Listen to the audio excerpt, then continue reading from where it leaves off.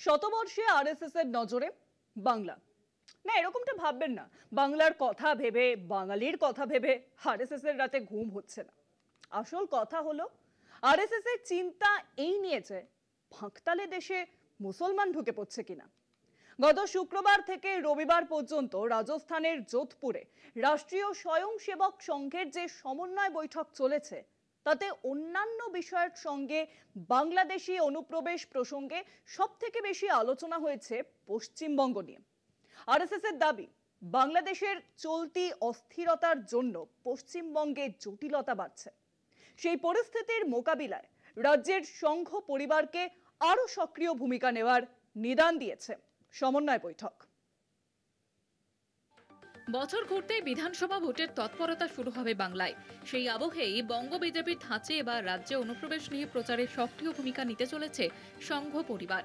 রাজস্থানে যোধপুরে 3 দিনব্যাপী সংঘ পরিবারের সমন্বয় বৈঠকে বিশেষ গুরুত্ব পেয়েছে বাংলাদেশে অনুপ্রবেশ প্রসঙ্গ। বৈঠকে পশ্চিমবঙ্গের পরিস্থিতি পর্যালোচনায় অনুপ্রবেশের কারণে রাজ্যের জনবিন্যাস বদলে যাচ্ছে বলে দাবি করা হয়। বাংলাদেশে গত 1 বছরেরও বেশি সময় ধরে চলা অস্থিরতার জেরে বাংলা তথা ভারতের নিরাপত্তাজনিত আইন শৃঙ্খলা সমস্যা নিয়েও বৈঠকে প্রতিনিধিরা উদ্বেগ প্রকাশ করেছেন বলে জানান आरएसएस এর প্রচার প্রमुख सुनील अंबेकर।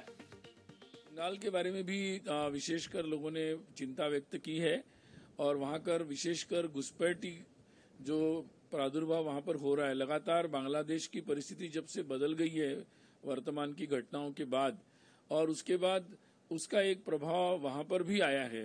बहुत सारी समस्याएं वहां पर आ रही है, लॉ एंड ऑर्डर के भी बहुत सारे प्रश्न वहां पर आ रहे हैं। तो इसके बारे में भी सबने चिंता व्यक्त की। लीगल तरीके से कई सारे कंप्लेंट्स भी फाइल की गई है। तो इन सब बातों पर लोगों ने अपने अपने अनुभव और विचार, चिंताएं बताई है। সম্প্রতি বাংলাভাষী পরিযায়ী শ্রমিক নিগ্রহের প্রতিবাদে গেরুয়া রাজনীতিকে বিধে পথে নেমেছে তৃণমূল। বাঙালি বিদ্বেষী হিসেবে বিজেপিকে রাজ্যে কোণঠাসা করতে তৎপর শাসক তৃণমূল।